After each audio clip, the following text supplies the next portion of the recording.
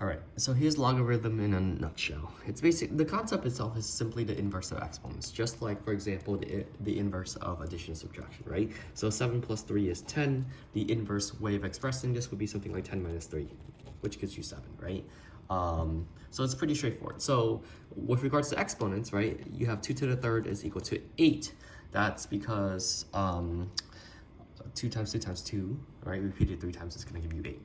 Logarithms does the opposite, right? So here you have, it's answering this question. Okay, if I'm starting with a base of 2, how much do I have to raise it to get me 8, right? And so the answer would be 3 in this case. Let's give you another one where it's log base 3, 27.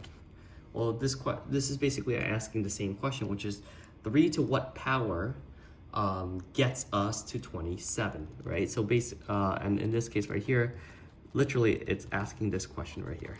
Okay, so that's log.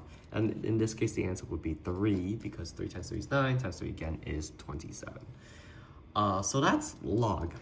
Then we have something called common log, right? The common log is basically asking, it's basically the base of 10, right? So for example, if you have just a log without a base in itself, that's assuming that the base down here is going to be 10.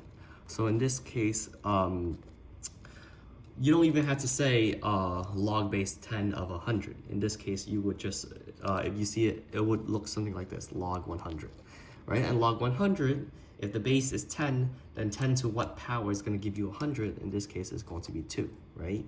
And if you have log 10, then it'll be 1. If you have log 1000, it'll be 3, right? Because 10 to the third power is going to give you 1000.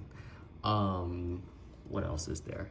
And yeah, the idea of logarithm, right, and how it's connected to exponent is, we know, for example, right, 10 to the second is 100. And then obviously 10 to the third is 1000, right?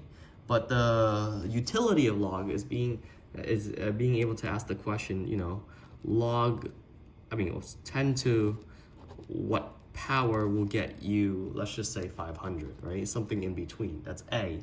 And vice versa, right? What if I did 10 to the 2.5? What will that get me, right? And that's what log is really useful to answer that type of question.